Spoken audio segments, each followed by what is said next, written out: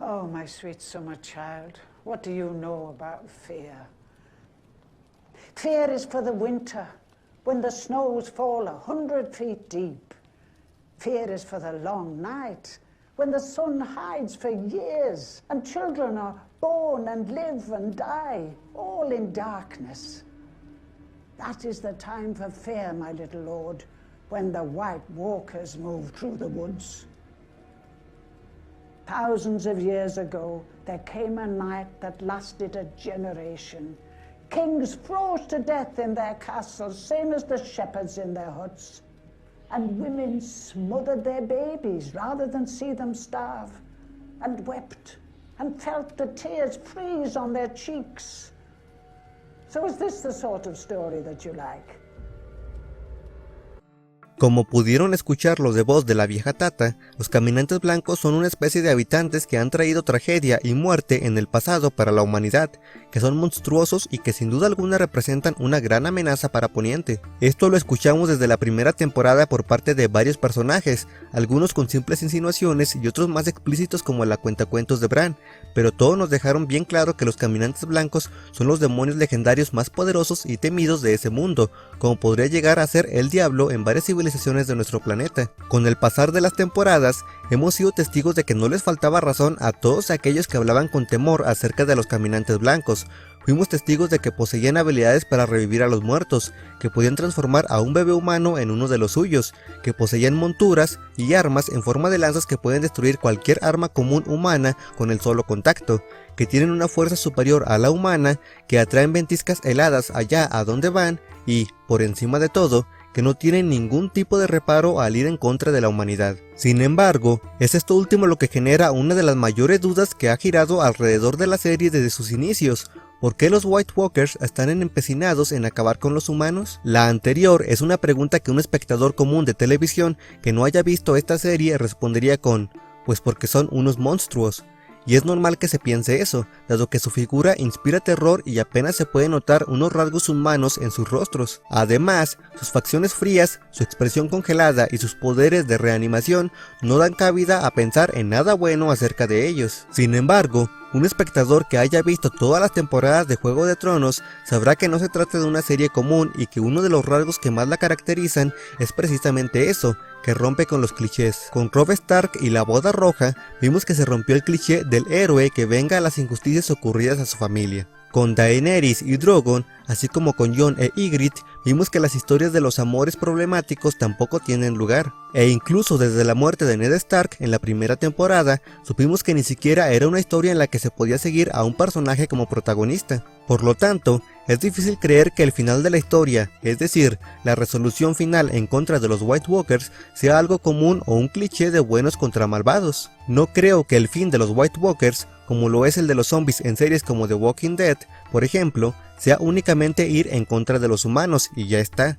Me parece que debe de haber algún motivo que justifique sus acciones y que no hemos podido verlo aún reflejado en la serie. Yo sé que es difícil de digerir la idea de que quizá los White Walkers abracen buenas intenciones detrás de sus acciones, y es difícil precisamente porque no sabemos casi nada de ellos y lo poco que hemos visto los pinta como malvados. Entonces, con este video intentaré dar un poco de perspectiva a la historia de los White Walkers, viendo la guerra que se avecina en la 8ª temporada desde un punto de vista más empático hacia ellos. Yo soy Jaime Baez y este video se titula ¿Qué quieren los White Walkers? Para poder entender todo desde la perspectiva de los caminantes blancos, me parece que lo primero sería conocer su origen y desarrollo en la historia de Poniente.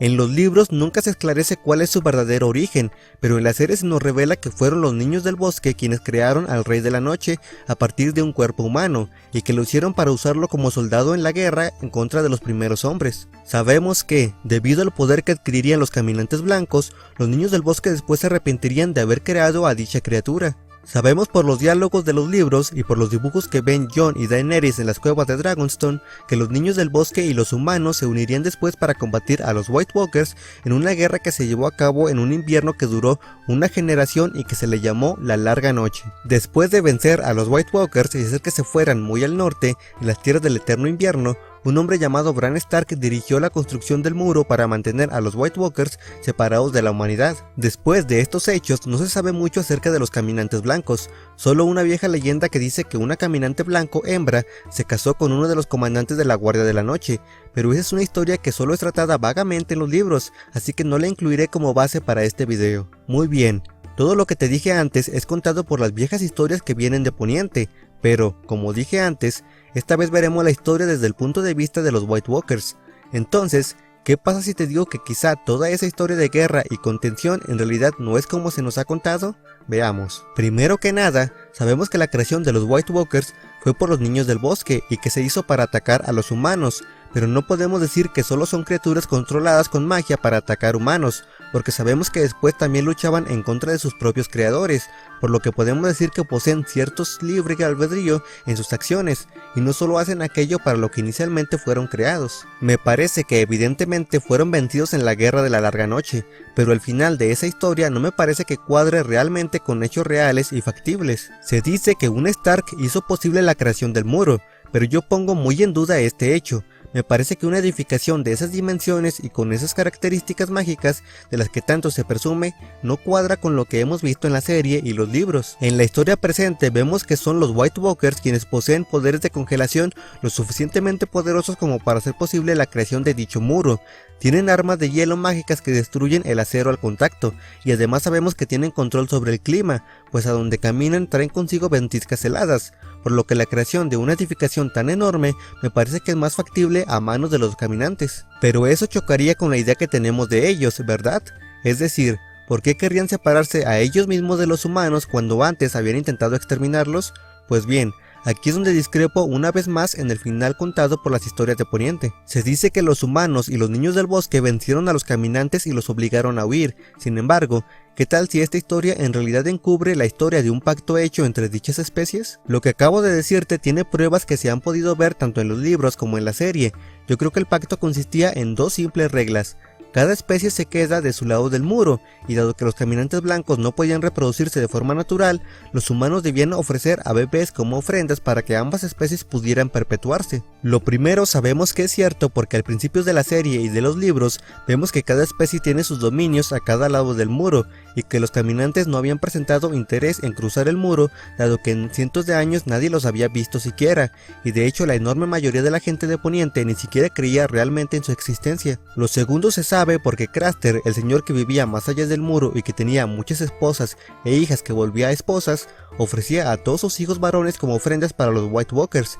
Dicha forma de actuar podría haber sido una actividad que se venía haciendo desde generaciones atrás, pero que muchas culturas humanas ya habían olvidado o renegado a ella. Entonces, como podrás darte cuenta con lo que vemos tanto en los libros como en la serie, los humanos fueron incapaces de cumplir con las reglas del acuerdo. Primero que nada, se adueñaron del muro, pensando que era una defensa creada por ellos mismos, cuando en realidad era solo una frontera creada para delimitar los dominios de los hombres y de los caminantes. Además, los humanos cruzaron el muro y establecieron culturas más allá de él, a las que luego los propios humanos llamarían como salvajes.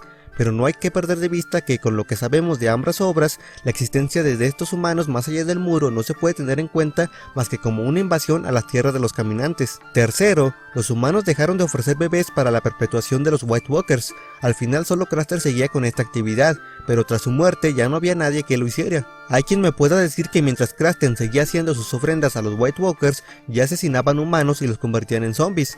Y esto es cierto, pero hay que recordar que estos humanos seguían siendo invasores de sus tierras. Entonces, para mí la historia de los White Walkers es la misma que la del Mance Rayder y el Pueblo Libre. Son solo una civilización que quiere asegurar su existencia, cuidar de su gente.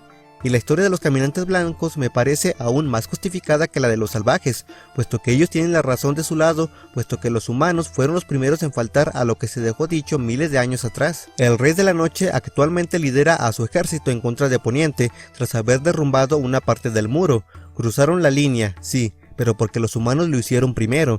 Buscar acabar con los humanos quizá también es cierto, pero porque los humanos trataron de extinguirlos a ellos primero, olvidando el tratado de las ofrendas de bebés. Esto es lo que yo interpreto dada toda la información revelada en ambas obras. ¿Y tú qué opinas? No olvides suscribirte si te ha gustado el video, compartirlo y, sobre todo, insultarme y burlarte de mí por hacer una teoría de algo que aún no pasa en la serie, como suele pasar siempre que subo una teoría a mi canal. En la pantalla te dejo otras teorías interesantes. Que estés bien, hasta luego.